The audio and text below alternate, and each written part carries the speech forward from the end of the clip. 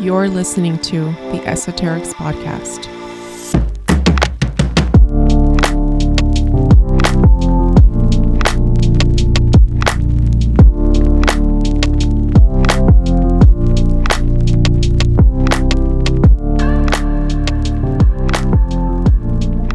Hey guys, welcome back to another conversation this week. Hey Joe, how are you? I'm doing really well this week. Things are good. What's going on with you? Things are going. I just got through like this last week feeling kind of like low energy, probably because I was on my period, so that was like having to deal with that. I was really big on honoring my cycles for a while. Yeah. And recognizing that sometimes when you're in your menstrual cycle that it is best to just chill, but I can't just chill because still have a lot of stuff going on with the house, so that's not an option. I ended up working through Mother's Day and working through yeah. Oh yeah, how was So your Mother's Day? I spent it painting. All right, well that's not a very motherly day, but No, I mean, I s- took the kids to have breakfast in the morning, but okay. What did they do for you? Because isn't it technically your day to be pampered? right, isn't it normally? The problem is that my husband wasn't here because he went to Canada for work, so he left early Sunday morning, so he wasn't there to direct the kids to do the things, because Ah, out of their own accord they're just like, oh, it's Mother's Day, where are we gonna go eat? where are you taking us to Where? eat with your money on your day? See, Yes. this is why I don't have kids, because they're needy and they never do the right thing when it comes to presents and shit. They say that having a daughter is like having a little broke best friend. And I have to say that that's pretty true. Yeah, I would say, and you have two, so I Yeah. mean, a little Yeah. broke best friend. Yeah. Wouldn't that suck if you were always the one like footing the bill for your best friend? For I your would be best like, friend. how is Do this you have a relationship job? working? Can you get a job? You're 53, Karen. Could you get a job? I'm tired of always covering lunch. I don't have a friend named Karen who's 53, so Not I just offending made shit anyone up. here. No, no. Hey, do we have any good Astro stuff coming up? So this eclipse season's supposed to be pretty awful. It's supposed to be awful. Somebody just posted in the group and it didn't sound terrible. Okay. But that was, you know what I mean? Like that's Okay. one of 1,000 different posts that are out there. Right. I mean, I don't like to be like negative Nancy. Okay. So, And you're but not. but eclipses they're like full moons on steroids. So where full moons are usually like the endings of things, it's closure to cycles. Eclipses do that on a larger level. So if you look at like what's happening with the Roe versus Wade thing, that's kind of like it's like it's a huge ending to a big cycle. Yeah. But with the upcoming Mercury retrograde, that's what's always on my radar, because I'm big on uh knowing what to expect, because I don't like to freak out about it, because I used to freak out about it a lot. um and I don't think that this upcoming Mercury retrograde period is going to be as bad as other ones have been, primarily because it starts in Gemini. So it starts in Gemini from May 10th through May 22nd, and Mercury rules Gemini. So it's at home in Gemini. And Okay. so whenever a planet is at home, it's usually not as awful. So with that, the things to focus on during that time is really focusing on your self-care, your mental health. So whatever that means for you, in order for you to maintain some good mental health, as if it's meditation, practicing yoga, or just doing things that relax you, that calm you, that should be a really good focus for that time to help you get through it. Okay. It is a split though, because it does go from Gemini into Taurus, and then in Taurus, it's not the f- it's not as fun. Mercury isn't as fun in Taurus because Taurus is more, where Mercury is more of a go go go planet, and Taurus as a sign is more slow down and take out, like chill out. So Right. so when you think of that in terms of communication, it is important to just like let yourself rest and not go go go, not jump to conclusions, not get into things too instinctively or rapidly. Just take it to take it slow, basically, is Okay. what is really going to help. um the other thing, though, that is going to happen while Mercury is in retrograde is that there's going to be a, s- a close square with Mercury with Saturn in Aquarius. And what happens with that is that Saturn will it translates into bringing in some limitations and some challenging situations with authority figures. So Oh. I, Oh, well, that I makes sense with what's going on right now in the world. Exactly. Mm-hmm. Yeah. Yeah. Yeah. So this, on a personal level, it's really time to focus on focusing on what is useful to us and what is not, and not allow your mental energy to be drained by every single thing, things that are arbitrary, things that aren't actually affecting you. Yeah. Okay. So basically getting caught up in your head, Mhm. s- things that don't serve you, that sort of thing. Yeah, yeah. And then overall, I mean, it's always the same rules for Mercury retrograde as far as don't start new projects, don't buy big ticket items, don't sign contracts. If you do have to do these things, just make sure, you dot your I's and cross your T's when you, if, 'cause sometimes you can't avoid it, right? Right, right, Um, exactly. but if you can, it's best to maybe put it off for a little bit. It doesn't last that long. But it is the best time, just like literally clean out your closet, or metaphorically clean out your closet. Yeah, yeah, uh yeah, yeah. yeah, wrap up your old things, old projects, all that, and then reconsider like what you've been doing, how that's been working, and then where that's going to go, or where you're planning on going Mm-hmm. next. That sounds like what I'm doing with my services, career services, that sort of thing. But then something also to keep in mind is that we are betwixt eclipses. So there's another one coming, and so that is also bringing with it a ton of energy, a ton of energy. Mm-hmm. So it's a crazy time, and it's going to be so cool to look back on it and go, all of this was happening, you know, planetarily, astrologically, numerically, Mm-hmm. and at this really historic time. So very cool stuff. I Yep. love the astro updates. Yeah. I am just getting ready for our retreat. It's coming up. It's like 17 days. Does it even feel Oh, like it? Isn't it wow. crazy? No, it doesn't feel 17 like days. 17 days at all. Yeah. Putting together gift bags and door prizes, all that good stuff. Just making lists and, getting out the luggage and all that pre-trip stuff that needs to Yeah. be done. I'm going through my clothes. And it better fucking be warm enough for shorts because I want some shorts. Here, I've been abused by Oregon because you can't, Michigan is sort of has this you can't trust the weather in Michigan. One day it's 40 degrees, and the next day it's 70, right? So I Oh. grew up, but here I think it's worse. And honestly, it's May here, and it's still cold. And I see all of the people from my Michigan people all in like Hmm. shorts and sunny, and I'm like, what the hell is happening over in Michigan, Oh, and why is it not going on the West Coast? Of course, yeah. you're in like perpetual sun, so Yeah. I'm Yeah. feeling like, where the fuck is the sun, the Yeah. warmth?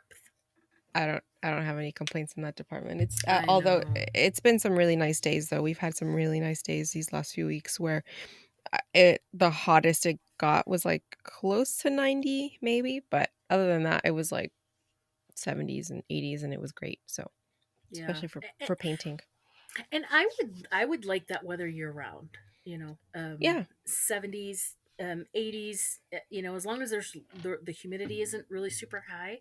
Right. I like the warmer weather, so I'm a warm weather person. I don't know. We'll keep our Maybe I'll fingers make my crossed. yeah, because sunny and beautiful. It'll be. I don't think it'll be super hot. It won't be super hot unless we have Hmm. like a hot spell. But I think we'll have good weather. But Cool. you know, Awesome. hey, have you ever snagged anything from Conscious Ink, the temporary tattoo website? So I haven't bought anything, but I've checked them out and they look really cool. I I have been following them for years, and they are such a cool small business. Their mission is to make like this bigger impact using ink as a powerful tool to sort of disrupt those negative thought patterns that we have. Those that sort of keep us from stepping into the best version of ourselves. So I think Mm. so what they feel is like, by seeing like affirming and inspirational temporary tattoos on our skin, they sort of act as a reminder of who we, truly are, like badass, powerful human beings. And plus they just look cool on. I love them. Yeah, it's like having a affirmation, but you wear it. It's like wearing your affirmation. I like Right? it. Yeah. Right? And Yes. I really do love that they stand behind their the conscious in their name. They have Yeah. a Give Ink Back program through which they've gifted over 100,000 tattoos to nonprofits around the country in an effort to give back and support humans, especially those in the field of mental health, which is so important in the current divided time. It really is. It really is. Conscious Ink, they are absolutely the coolest. So check them out, you guys, at consciousink.com and get you some new ink. Awesome. All right. Do you have any announcements? I do not. Do you? No. I do. I have a couple. Um, I'm going to be giving live readings here in Portland at Psychic Sister, located on Alberta in the Arts District. The first day is Sunday, the May 15th, and then also Saturday, May 21st. It's super simple to book. You just go into the store, go up to the counter, snap my QR code that'll be up there, book and pay online, and then sit down for some psychic medium akashic goodness. Appointments are 30 minutes for 75. And if you want a longer reading or you want one more specialized, because I have like 6 different types of readings, you can just book with me from my website and we'll do that outside of Psychic Sister. And for those of you that don't follow my other accounts on Insta, you can find me at Joe Figueres Akashic Reader and Joe Figueres Studio, which is my jewelry line, because I have another dope announcement about jewelry coming out like mid-June. So cool things about that. So Awesome. that's really all I have. Yeah, I'm excited about it. I wanted a way to change up jewelry. Um, Yes. and I think I came up with some really cool things. So I know I talked to you a little bit about it. Mm-hmm. Yeah. Yeah. I'm glad you're getting back to doing these in person. That's cool. Yeah. All right. I just do have one more thing. We only have 2 more spaces available for our weekend in West Michigan for our wellness retreat. And registration closes on Friday, May 20th. So snag Yeah. those spots and come hang out with us. For more details, visit our website at esotericspodcast.com/events. 2 more spots. That's exciting. That's it. Yeah. I know. I know. Hopefully we can book them. Yep. All right, Joe, what are we talking about this week? This week we're going to talk about a topic that has always been a huge interest to me. We're going to learn about the oracles at Delphi. And one of the reasons that I've always loved it is because, I don't usually get into, people that are like, oh, I was, Cleopatra in a past Mm-hmm. life. No, you weren't. No, you were not. You were not Cleopatra. Oh, those. Don't be stupid, right? Prove But, right, prove it. But I have always, and my legs are tingling, so that's my validation. I've always known that I was one of the oracles at Delphi. Oh. They're called Pythia. Okay. Oh, okay. And so In ancient Greek society, women very rarely held positions of power. Okay, and they were considered to be second-class citizens, unable to participate in politics, own land, or inherit property. Right, Mm. like now, except kind of not, sort of. Right. Typical I know. patriarchy bullshit. Typical patriarchy bullshit. However, there was one female who held an enormous amount of power, the Oracle at Delphi, a high priestess who, for more than 1,000 years, so there were oracles for 1,000 years. They had the power to render all of the men of Greece silent Oh, and change the course of history with just their words. Just their words. Her words were the center of like economic, religious, and political power. What she said went. okay. The Oracle at Delphi. And again, they're called a Pythia. So what's Delphi? Delphi was this ancient religious sanctuary that was dedicated to the Greek god Apollo. So basically, it was Apollo's temple. Okay. It was home to the Oracle of Delphi, and it was also a temple that held these high priestesses and channels, mediums, Mm, psychics, whatever, and they were all called Pythia. okay. And the Pythia they were famed like throughout the ancient world. They sort of, they would divine, the future, and hmm they were consulted, by royalty, all of that. All right. Okay. So the coolest part of Delphi was that it was considered to be the center of the world, and that was where the temple of Apollo was, and where Pythia would sort of deliver her prophecies. So, Okay. so there's this mythology. So according to Greek mythology, Zeus, he sent two eagles out into the world. He sent one to the east and the other to the west. And he said, okay, birds, go find the center of the earth, or the center of the world. Okay. So the eagles met, um, you know, at the future site of Delphi, and Zeus himself marked the spot with like this sacred stone that was called um, Omphalos, and I don't know if I'm saying it right, but Omphalos, and it just means Okay. navel. Which, Okay. Greek mythology is cool, but how do we know those birds didn't fucking stop for 4 days, and the other one we don't? I don't trust Right. these birds. I don't Yeah. trust birds I anyway. don't trust birds. I don't trust birds. Your bird is a perfect example. Of why I don't trust birds. Yes. They'll bite you. All right, but anyway, that's a cool little, cool little story. So, Yeah. from let's see, from 1400 BC to 400 AD, Delphi was considered like one of the most sacred sites in ancient Greece. And like now, if you think about it now, it was located like 112 miles from Athens. And Okay. people would walk. They would walk that 112 miles. They would make pilgrimages to seek advice from Apollo, which was relayed to them by the Pythia. So the Pythia was the channel, and so it was thought that she was channeling the god Apollo. Okay. Okay. I mean, again, patriarchy bullshit, right? Why couldn't it just be Pythia given the knowledge? Well, yeah. Because they wouldn't take her seriously. Right. Okay. All right. So how were these Pythia chosen? They were chosen among the priestesses of the temple. So like all these priestesses lived in this temple. And so when one Pythia would die, another would be chosen. Mm. So even if like the newly chosen priestess was married or she had a family, she had to relinquish all her familial duties in order to fill her role at the temple. Mm. Which, again, why Typical did she have to do patriarchy. that? Yeah, you just focus on one thing. I'd be like, I have kids and a husband at home. Good time. That's crazy. No, that's crazy. Oh, So if you were chosen as a Pythia, you mm-hmm. would have to tell Mike and the kids, sorry, I'm out. I gotta go do this thing. Renovate your own house, damn it.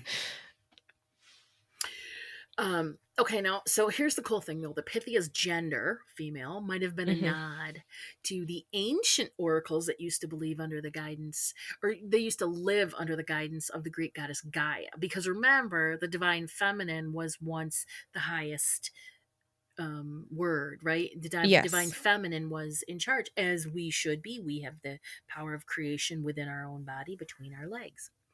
So the Greek goddess Gaia, she was sort of the ancestral mother of all life. So that's why, it's been rumored that the Pythia was gender or was female, because men held all positions of power at that time. Mm, So why was there a female Pythia? That was sort of the rationalization that I it was see. Yeah. because of Gaia. Okay. And here's another sort of shady aspect of it, is that initially young virgins were chosen to act as the vessel for divine communication. So they were chosen as the Pythia. But military officer Ecrates of Hmm. Thessaly, Ecrates of Thessaly, remember that name, he's a douche. Okay. He kidnapped and raped a young Pythia in the late 3rd century BC. And so a law was passed that a virgin would no longer be the one to prophesize. Okay, so here's why I was like, what the hell? Because he, when they tell this story, when I was doing all of my research into this, they said he accosted her. They said he would, they used every single word the historians did except for rape. I'm like, fuck Except that for dude, rape. he fucking kidnapped and raped her. And Yeah, of so course. that's what he did. So I said, I put it in my notes. All right, so this is what they did instead of punishing the rapist. This is what they did. Right? It was bullshit. Hold on, this is what they do. So instead of punishing the rapist, they basically made women, the Pythia now had to be at least 50 years old, and they had to dress to resemble a young maiden. You can't see me rolling my eyes. It's just I, like I can see you rolling your eyes. Okay, you. so there are so many things wrong with this. I can't even, like, clearly men haven't been held responsible for their fucking crimes for thousands of years. So instead of putting the accountability on the rapist, they cast a less desirable woman, but also dress her as a younger version. Fucking priests, because it was the priests that made these rules, because the temple was run by priests, Mm-hmm. and Mm-hmm. then the priestesses were the Pythia. So Yeah. yeah. As I'm, always. as always, right? Even back then. All right, well, all right, we're going to be positive here, and we're going to believe that it is time for the divine feminine to rise again, and all this shit's going is going out the door within the Yep. next probably 100 years. Let's hope. All right, back to this story of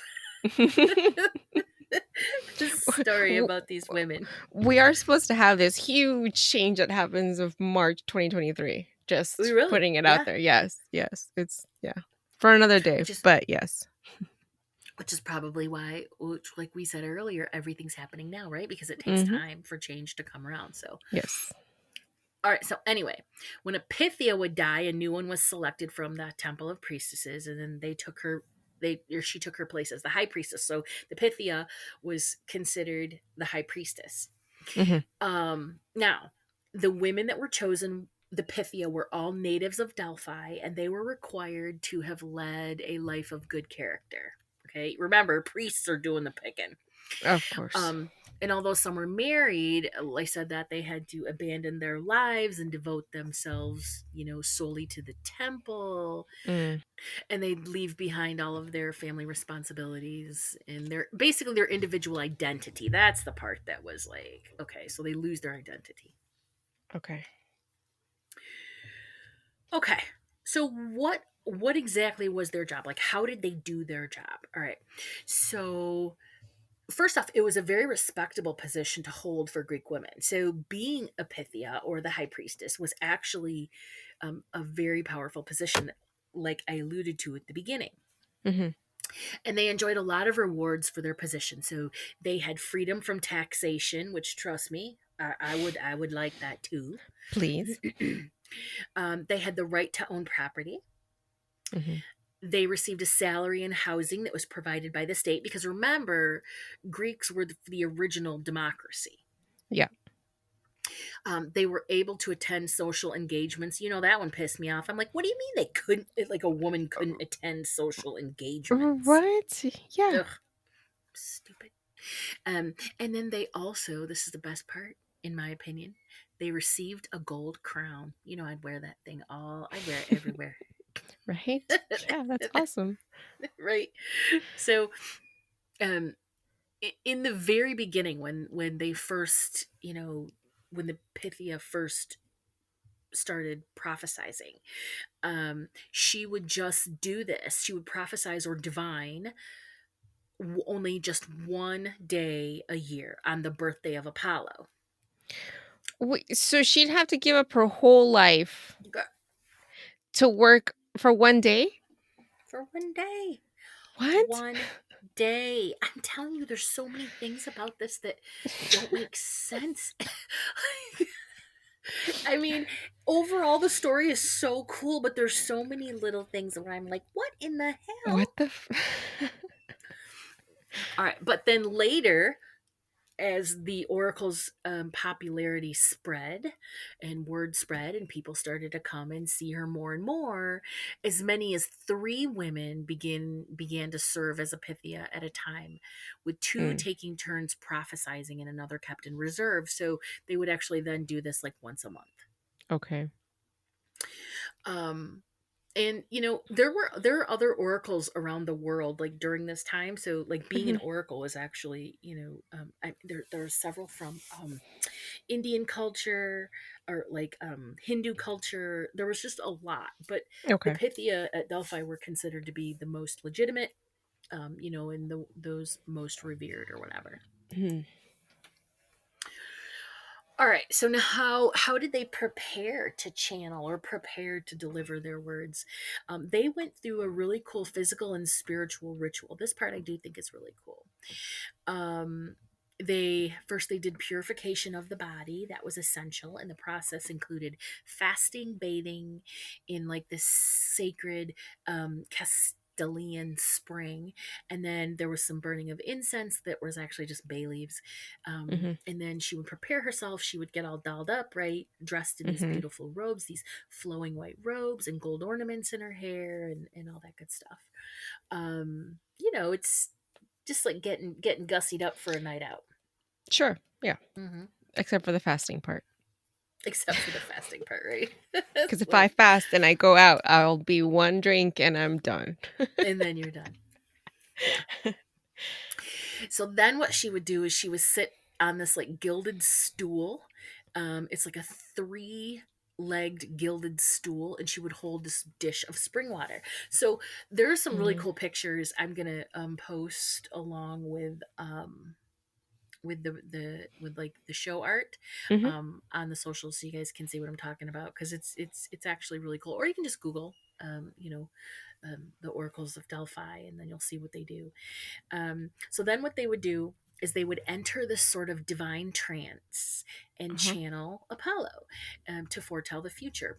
They would do that by inhaling the sweet smelling fumes that were coming from deep fissures underneath the temple. Okay, so this was always really, by later scholars, they were like, that's not, there was nothing that was coming up. There were no fissures. There was nothing, they weren't inhaling anything. So modern scholars sort of dismiss this by saying that they found no underlying fissures or possible source of intoxicants, right? They concluded that the vapors, as well as the story of the oracles at Delphi, was mythical. Oh, girl, that pissed me off. I was like, you know what? Fuck you, scholars. I believe with my whole being that the story is based in some form of truth. There's some form of truth, and as a channel myself, I know the benefits of an altered consciousness, right? When tapping into those higher dimensions. Yeah. Hashtag Yeah. cannabis.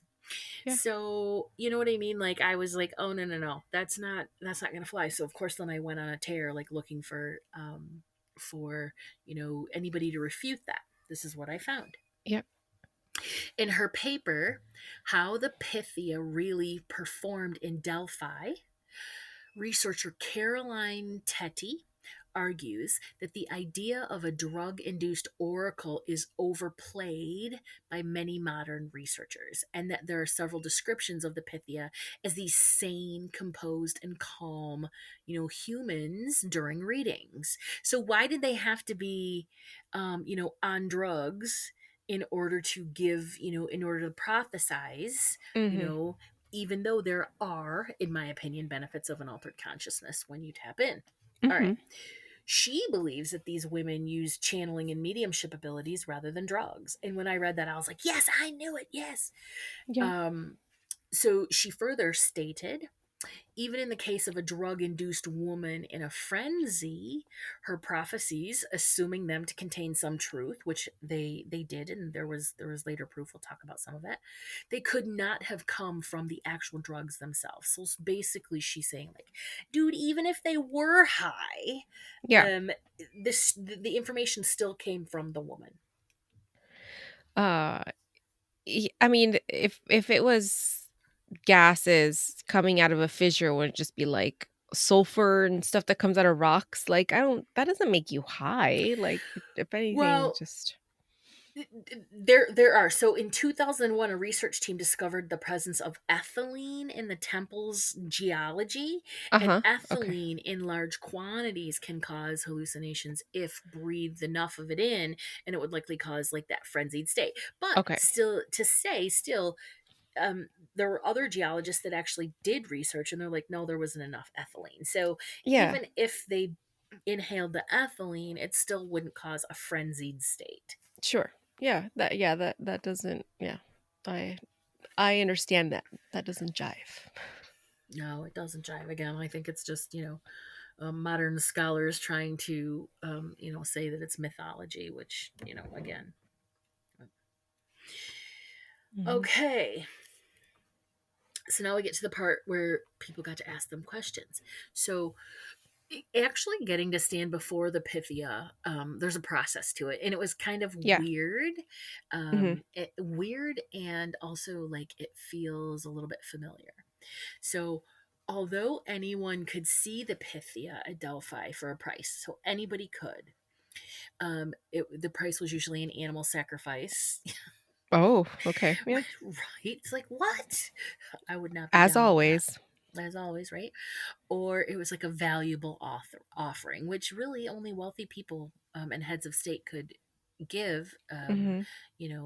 a valuable offering, but and they paid well for preferential treatment. So that's the part that feels familiar. It's like nothing has changed for thousands No. and thousands of years. Yeah. Yeah. The animal sacrifice, I know when we say it like that, when we say like it required an animal sacrifice, we're like, oh, like, gross or, Or mean, sad or or yeah. whatever. But how is it like that different from like I bring a roast over to your house? I know, right. You Right. Exactly. Which would be a just lovely gift, by the way. just say You show up, I'm like, what do you got? You're like, a roast? I'm like, a shut up, roast. sit down. Let's crack into that an thing. an animal sacrifice. Hmm. I know, right? Ugh. Okay. So most people that would come, they would draw numbers to determine like the order of admission, or but then there were people who brought larger donations. Of course, they were given a higher place in line. Oh, Of course, right? Okay, fun. now they had to determine if the Pythia was ready. Instead of her saying "I'm ready," they had to Hmm. determine if she was ready, Oh. if she was ready to accept Apollo's powers. Right. So basically, this is the process, which is sketch and sus. The process was that a priest would pour ice Oh, water over a goat. Poor goat. And if the goat shook from the cold, it indicated that Apollo was present. I mean, If it's cold enough, of course yeah. the fucking goat's gonna shift. If the water didn't phase the goat, it meant the oracle was not ready. So it was up to the. It's like, wait a minute. So the goat got to determine if the woman was. Oh my god, the whole thing. It was the stupidest thing I'm like, what? I'm like, that is the stupidest. Sort of process to determine if a channel. is I want to coming get through. down to what like the connection between goats and like mythology and like why goats like what's up with goats. Yeah, anyway, that'll be my podcast episode. Well, listen, I think that'll be a great podcast episode because I mean, there is why are goats always showing up? Why are goats always the ones Yeah, sacrificed? yeah, why These are they poor, always poor goats? and I they're love so cute goats. too. I Yeah, love goats too. they're sweet. Okay, so the Pythias channels were highly regarded, and like I said, they affected everything from the outcome of wars. People would ask them about planting crops. They would ask them about settling new lands. So they really they did hold the Pythia in high regard. It's just some of the sort of rituals and practices surrounding getting to talk to the Pythia were kind of crazy. Mm-hmm. So let's talk about some of the prophecies and quotes of the Oracle of the Delphi. Yeah, I want to know what they were Um, asked. yeah, right. So I have to be honest, I dug a little bit deeper into this because I wanted to maybe get a long list. The list is not long, but there are some cool Mhm. stories that came out of Okay. it. Okay. So around 440 BCE, which I was like, what the hell is BCE? But it's BC, before Christ. What does the Hmm. E stand for? I do not know, Okay, well, but I but I we live. left that in there because I was hoping that you knew. Because you're like the random knower of stuff. I know you're looking it up right now, aren't I you? am before Common Era. Okay, before, so is Common Era Christ? No, no, it's AD, after death. Oh, AD all is right. after death, and then BC is before Common Era. So yeah. Oh, So I thought BC was before Christ. that's another way to say Okay, it, like, or to remember what it means. But okay, yeah. okay, okay, Hmm. good. Okay, now that know. See, I knew you'd Yep. know. Yep. All right. So around 440 BC, the oracle uttered one of her most famous statements. She said that there was no one wiser than Socrates. That's it, right? And I was like, Mm, what's the story behind that? She just said it, and so apparently it's now her most famous thing that she's ever said. hmm. I mean, okay, where's the proof? What I want some proof that there was no one wiser than Socrates. Mhm. Okay, so here's a cool one. She inspired Lycurgus, who was an 8th century lawmaker, to draft the Constitution.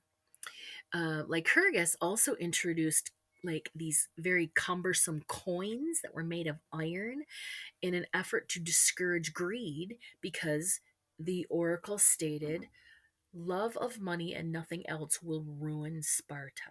So, see, Oh, she yeah. knew. She knew. She Yep. knew. Yeah. Now, Croesus, the king of the Lydians, asked the oracle to tell him what he was doing on a particular day. So he was testing her. Now, you know how mad I get when people try to test me as a psychic. Croesus is like, I'm going to test this bitch. Ugh. And she said, I count the grains of sand on the beach and measure the sea. I understand the speech of the dumb and hear the voiceless. The smell has come to my sense of a hard shelled tortoise boiling and bubbling with a lamb's flesh in a bronze pot. The cauldron underneath it is of bronze, and bronze is the lid.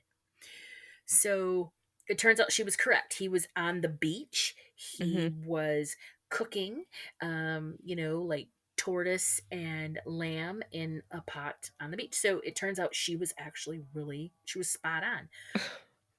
And so he's like, oh, she knows, like she's legit. So I'm going to Mm-hmm. ask her another question. And so he asked her if, he's like, should I attack Persia? Uh-huh. And she replied, she said, a great empire will fall if you attack. And so he attacked, but it was his own It empire was his that own fell. empire, yeah. See, that was the origin of fuck around and find out. Seriously. Oh man. That's what happens there. All right. So again, there weren't a ton of really specific stories about prophecies, and I was really disappointed because I wanted to hear more. But record keeping back then clearly was not up to par. Especially because these are things that were said by a woman. Absolutely, and it just like, how is it? Did they have paper? I think they had paper back then. Did they have like Yeah, they didn't paper and scrolls and they stuff? didn't have So papyrus. yeah, that's right. That's right. I remember your story last about papyrus. Papyrus. Yes, papyrus. All right, so the oracle eventually came to an end. The power of the oracle at Delphi, it peaked between the 6th century BC and the 4th century BC. Mm. Kings and queens and generals and soldiers, of course, like I said, they traveled all over to visit. Mm-hmm. And due to that, the oracle at Delphi, the temple, the sanctuary, it all sort of became steeped in this, energy of power and fame and wealth. Mm-hmm. And so, although it had become an independent Greek entity, right, because of democracy, Yeah. many groups desired control of Delphi. Sound familiar? Yeah. So from the 5th century BC until the 1st century BC, various groups, they were always battling for control Mm-hmm. of Delphi. And so finally in 191 BC, the Romans took Delphi and held it for like 600 years. Oh. So that was 191 BC. So finally, the Oracle at Delphi, it came to an end in 392 AD. And so that's when Roman Emperor Theodosius, that's how I'm gonna say it, Theodosius. Mm-hmm. This butthole banned all pagan worship across the empire, and they completely shut down and destroyed the sanctuary. So you can go online and look at pictures now. It's just there's some really cool ruins there. Yeah. But they destroyed the temple and all that. So Christian Rome outlawed prophesizing. That's basically what happened. So Of course. Yeah. the final Pythia, in her final words as an oracle, so the last words that the oracle ever muttered were, all is ended, period. And that was sort of how the Pythia came to an end. Oh, well. I know, yeah. So that's sort of the background and the story of the oracles at Delphi, the Pythia. And that, they were the really, really powerful women. And so I wanted to do that because I love that topic, but also because it ties in so beautifully with what's going on right now, how powerful women and how wise and powerful women actually are.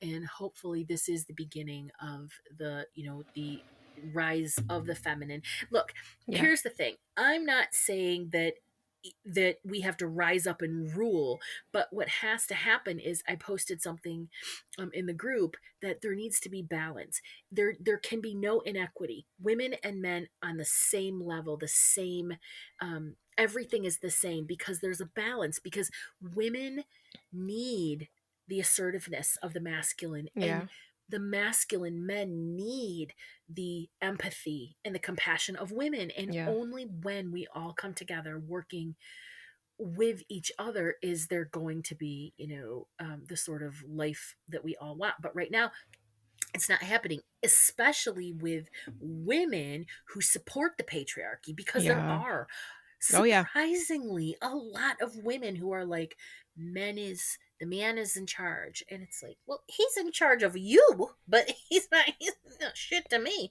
So, Yep. we got to figure this out because it's insane. It's just getting crazy. Mm-hmm. Absolutely. You got anything for the closing vibe? No, I have a funny story. Yeah, that's even better. Well, it made me think about it right now. So, my oldest daughter works at Starbucks, and there's this, speaking of women who support the patriarchy, okay, there's this woman that comes into her store, and she's so awful. And she asks for her certain drink, whatever, like with however many pumps or whatever. And if a certain like, she only wants certain people to make her drink, and she'll say like, I want so and so to make my drink, and my daughter's like, we fucking push buttons. Like, no one's like, pulling your espresso and like, mixing stuff. Like, we push buttons. Like, you think that some of us push buttons differently? Like, how stupid. And recently they found her TikTok, and on her TikTok, her thing, it says she's an anti-feminist. Shut up. How are you an anti-feminist? Yeah. And so basically it's just, I don't know. She forgets that she's a woman. I don't get it. I don't understand. But that's basically, yeah. So she, all that same null, stupid, baseless points that men with podcasts, like who get made fun of on TikTok all day long, make, she just reiterates. And it's just like, you don't even, you're in an echo chamber. You don't even have an original thought. Like, you're just regurgitating ideas that you're hearing from other people and then just saying them back like it's your thought. And it's like, no, you didn't even think about that. Like, yeah. So sorry, that's not a closing vibe, but it was just like, Well, it is a closing vibe. One of the things that we were talking about today was that, you know, um, how it ties into, just to help make a point of what you're saying, is that we were yeah, talking about addiction, and that, there are many reasons for addiction. There's an author that says addiction isn't in place because of the reasons that we think. It's because people don't feel connected. So it's fear based, but it's more about connected, which people do drugs to disassociate, right? mm-hmm, Disassociate from themselves. mm-hmm, And so we were talking about, imagine if we were taught from birth that we were special beings, we had a special place in life, that everybody had a special talent, and that talent in each individual was nurtured, yeah, that we were taught how to connect with others at deeper levels very early on. Imagine what the world could be like if every single human being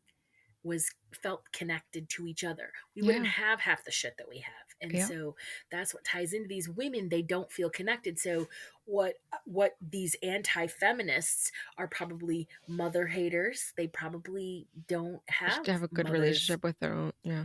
Mm-hmm. Yes, or a woman did them wrong, in a way, trauma, all that stuff. So Yeah. there's no connection there, which is really sad, because those of us that do have, like myself, who I'm now contact with my mother, it's not that she is a bad human. She just didn't teach me how to be. I've had to teach myself everything, and I struggle with a Mm-hmm. lot of things because of it. Mm-hmm. But I don't hate women, Yeah. or I'm not an anti-feminist. Yeah. Yeah. I don't get it. Yeah. I don't know. This woman walks into her store at least 2 to 3 times a day, What? and yeah, and she's awful all around. Sometimes she comes in right at closing time and sits in the lobby, and so they can't do, like, their closing things like mop the Well, floor and she's stuff. miserable. She's awful. Yeah. And so rumor is that like her husband or whoever, her significant other, that he's like abusive to her. Yeah. Yeah. And it's like, well, that's so awful. And that completely sucks for her, but like, why does everyone else have to pay for it? That sucks. That Right, sucks. right, So I just right. hope that she's able to get out of it and hopefully one day be a better person, because so Yeah. far she's just like, she walks in and they all cringe.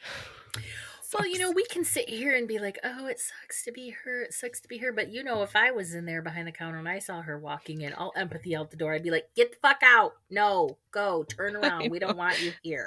No, I know, but as employees, they're like not enabled I by know. corporate to be that way. I mean, I think they should, but Yeah, that's me. I mean, yeah. I'm like, on your last day, Yeah. let me be in there, and Yes. they can't fire me. I don't work there. Oh, that's right. Oh my god. Okay, and she has to record it so we can all see it. Right? Yeah, you'll send that shit to me. Yes, we'll go Oh viral. my god. Oh my god, that would be awesome. Okay. All right. Yeah, I think that's it, right? For this week. We got anything else? That's it. Yeah. All right, as always, everyone, you can find us on all the socials under Esoterics Podcast, and be sure to join our Facebook community, the Esoterics Community, to hear firsthand about our services, events, and courses, as well as get intuitive development tips, card pulls, free meditations, and a lot more. You guys, thank you so much for inviting us into your ears this week. Stay mystical, magical, and ready to do it again all over again next episode. Catch you later. See ya. Bye. Bye.